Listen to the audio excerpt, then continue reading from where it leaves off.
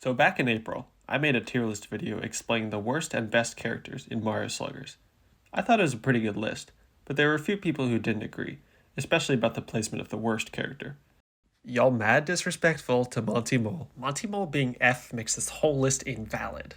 How dare you disrespect Monty? I legit disrespect every team because y'all said Suzuki. You gotta trust Monty Mole. He's the most fun style. He's the out the gate as the worst player immediately. Monty Mole is not our Damn, he did Monty Moonball Mole Rat dirty. So, today I'm going to take another look at the tier list and use the experience and knowledge I've gained over the past half year to make a better one. So as you can see, we have all the players here, including the me as Matt, which I thought was appropriate.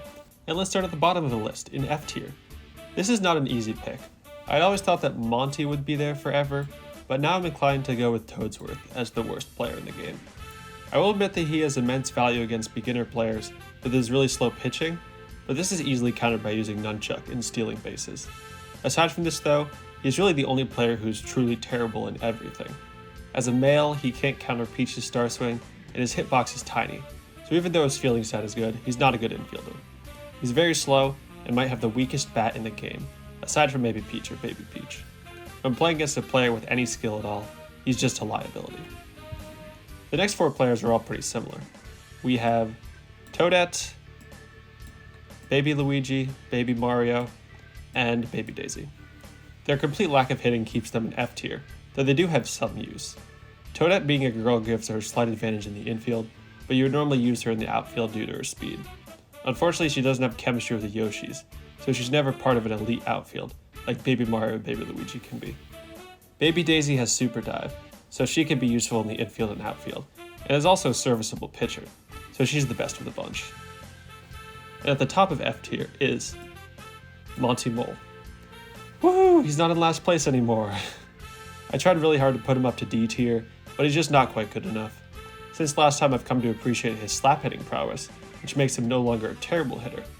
I also learned that his close playability isn't completely useless. Other than that though, he's still a mediocre at best fielder and one of the worst characters in the game.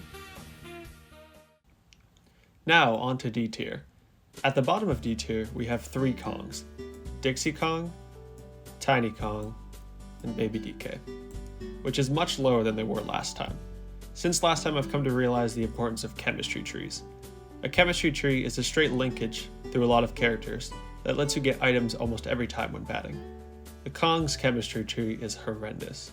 They all have chemistry with each other, yes, but only Baby DK has chemistry with anyone outside of the Kong clan, unless you count Brown Me. This makes it really hard to pick a full team for the Kongs, since they have no pitchers. Tiny, Dixie, and Baby DK all have decent stats with pretty good fielding abilities. Baby DK even has some great power at the plate. But to have a Kong outfield, you'll need to sacrifice a lot of hitting prowess to get to it. Red Paratroopa takes the next spot, as a good fielder with floating ability and super jump, but really has nothing else special about him. Goomba and Paragoomba are up after that. Goomba takes the slight edge here because of his ball dash ability, which is really helpful in rundown situations. And last up on D tier is another Kong, Diddy. It hurts me to put him this low since I do like his Star Swing, but again, constructing an outfield around him hurts your offense immensely. Of course, you can just pick him alone and put him in the infield, but without a super dive, he's a pretty mediocre infielder. He's also the only character in the game without chemistry with a me, which is a very strange error that hurts his value significantly.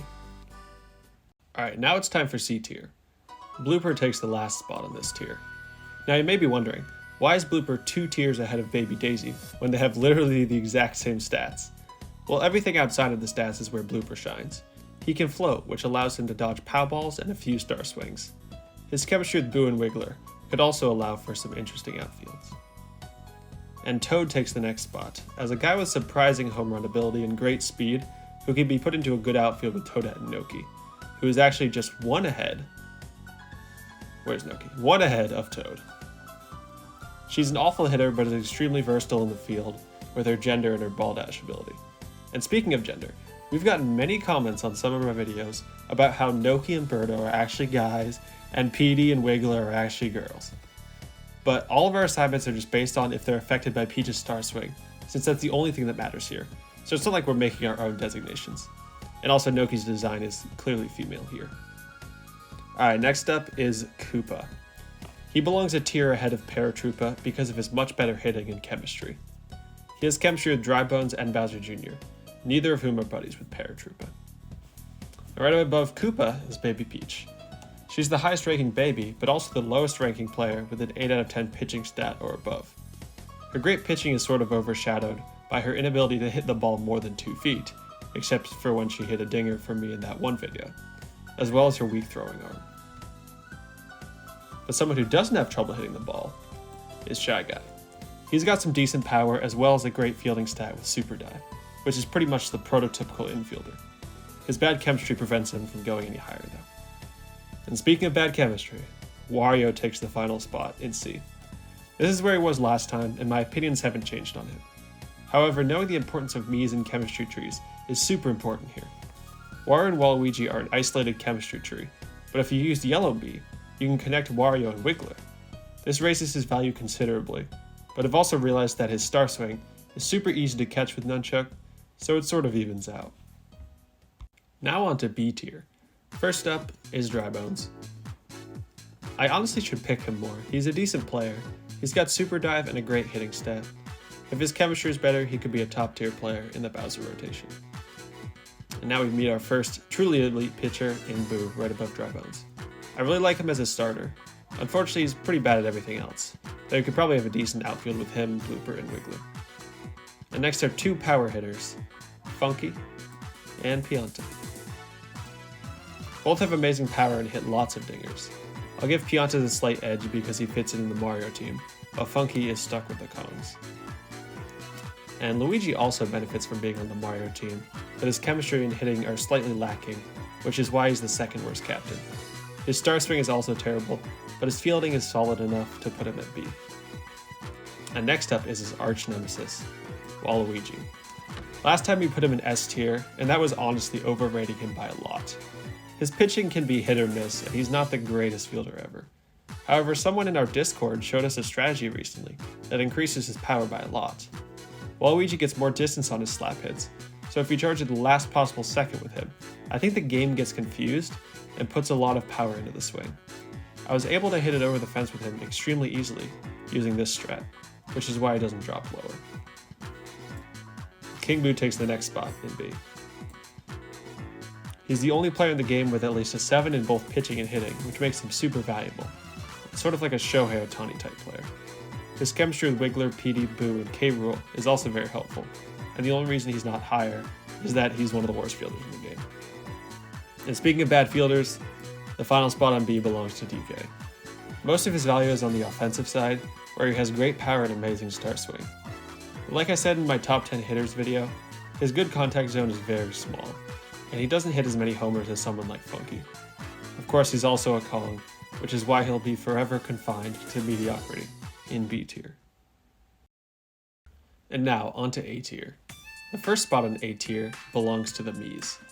It's impossible to put the Miis into a single tier, since each one has vastly different value. Someone like Red Mii could have an argument for S, since they have chemistry with Mario, as well as every single red color variant, like Dark Bones. But Orange Mii only connects Daisy and Baby Daisy, and is pretty useless. There's also the gender to take into account. Female Miis are immune to Peach's Star Swing, and that's super important. I'm putting them all in A tier, less as an average and more for what they represent. Miis represent complexity and team building, connecting players that otherwise would be unusable in a chemistry-rich team. Their ridiculous stat line of 6 out of 10 in everything means you can form decent outfields with characters that would be unable to otherwise. They make choosing teams way more fun, and that is immensely valuable. Wiggler is a character who benefits from the existence of Miis. Like mentioned before, Wiggler's speed can be used in an outfield with Blooper and Yellow Mii, or even Boo. Wiggler's combination of hitting and speed makes him a great character, though some people probably overrate him. And the King of the Koopas takes the next spot. I talked about him in the hitters video, and while he's not as good of a hitter as, say, K. Rool, you can't ignore his importance as the captain of the best captain team. Hammer Bro is on Bowser's team, and his incredible grab range gives him the defensive versatility that Bowser doesn't have. Putting him in an outfield with Bowser Jr. is a recipe for greatness. Bowser Jr. doesn't quite have the same grab range or home run prowess, but his Star Swing's potent enough to nudge him ahead of the bros. And speaking of bros, Mario barely edges out the Koopa trio. He's actually very similar to Bowser Jr. with the same hitting stat, but seems to hit way more homers, which gives them the slight edge here. Up next is K. Rool. K. Rool sucks at pretty much everything. I can't put him ahead. K. Rool sucks at pretty much everything except hitting, but he's the second best hitter in the game, and that's enough to put him high in the tier list. The existence of Dark Green Mii helps him out too, allowing him to have a chemistry link to someone like Hammer Bro. And rounding out A tier is Magic Koopa. His grab range is insane, and his fielding stat is exceptional, making him one of the best infielders in the game. He's also a pitching ace, and it's kind of unfair that there are 4 different Magic Koopas to pick from. Now, on to S tier, the cream of the crop. You guys voted, and I agree. Critter is better than K. Rool and deserves S tier. Even with the lackluster chemistry, we can pick him almost every time due to his power and infield skills. Birdo sees a massive upgrade from low A to a top 5 player. Her awful Star Swing is her only weakness. She's an amazing line drive hitter and one of the best infielders in the game due to her gender, suction catch, and a fielding stat of 7. Chemistry with Petey makes her an ideal shortstop. And now we get to the best pitcher in the game, Peach. Peach was ranked first on our old tier list, but since then, we've realized it's not too hard to counter her Star Swing by taking female players and putting them in the infield. Without the Star Swing, she becomes a pretty terrible hitter.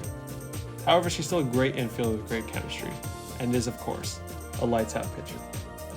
And to the top 3 we go! Petey Piranha takes the number 3 spot. He's always been exceptional and is our most picked character. He's the best hitter in the game, and his Piranha dive as well as his chemistry with Birdo make him an overpowered infielder. As another exceptional infielder, Daisy takes the number 2 spot. She's the definition of a 5-tool player, great hitting with a good Star Swing, one of the best infielders, and a solid pitcher, almost at Peach's level.